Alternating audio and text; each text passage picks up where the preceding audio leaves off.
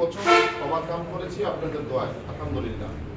সোনামের সাথে এই হসপিটাল থেকে 14 বছর আমরা পার করেছি। তবে আমাদের একটা জায়গা আমাদের মানুষকে যেন কেউ না করতে পারে, আমার অবস্থান থেকে আমি সর্বোচ্চ চেষ্টা করি। কারণ আমি কেন চেষ্টা করি? আমি আমার মা বোনের সন্তুষ্টির জন্য চেষ্টা করি। আমি আমার জন্য যদি বলি তাহলে এটা ভুল হবে। আমি চেষ্টা করি আমার মা বোনকে যদি রাজি খুশি করতে পারি, আমার হাসপাতাল নয় প্রত্যেকটা মানুষ আমার সান্নিধ্যে এসে আমার হাসপাতালে এসে চিকিৎসা নিয়ে উপকৃত হবে,